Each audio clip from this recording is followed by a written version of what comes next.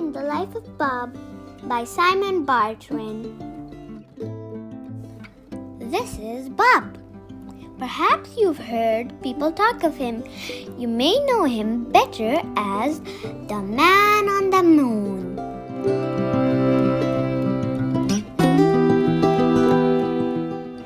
This is where Bob lives. Every morning, he rises at 6 o'clock. He has a cup of tea and 2 eggs for breakfast. Before leaving for the rocket launch pad, on the way he stops to buy a newspaper and some chocolate toffees. He's on his way to work on the moon. By 8 o'clock, Bob arrives at the launch pad, changes into his special Man on the Moon suit, and boards his fantastic rocket ship. He must make sure he leaves by 8:45. Otherwise, he wouldn't make it to the moon by 9. On the way, he reads the newspaper and does the crossword. Bob starts work.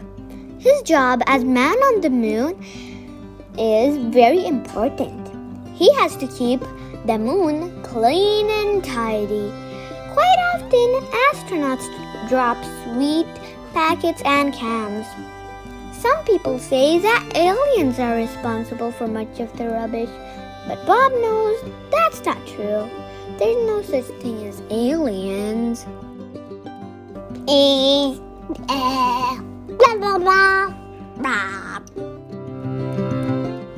By 12:30, it's time to eat.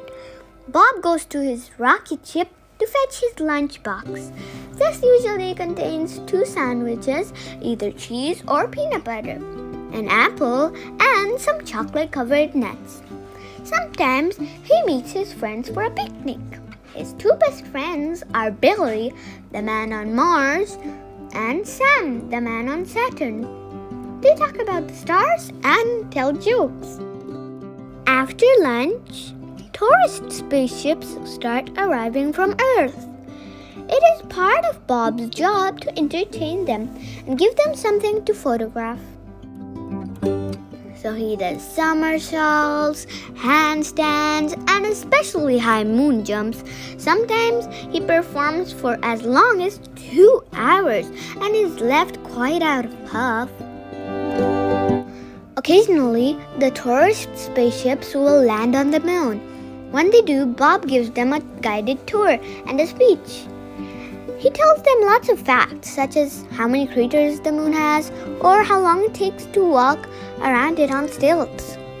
Sometimes people ask him about aliens, and Bob explains patiently that there aren't any.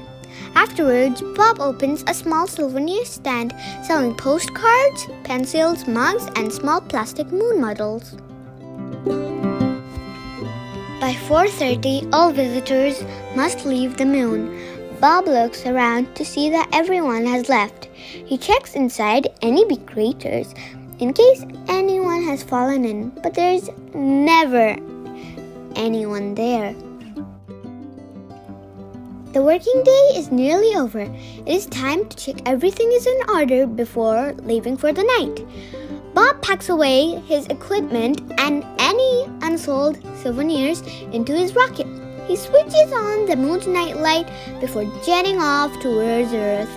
By this time, he is very tired, but he still has to keep his wits about him while flying the rocket. As he reaches Earth, it's about 5 o'clock. The rush hour is in full swing, with everyone leaving work and going home, just like Bob. At home, Bob is just like anyone else. First, he has a long bath.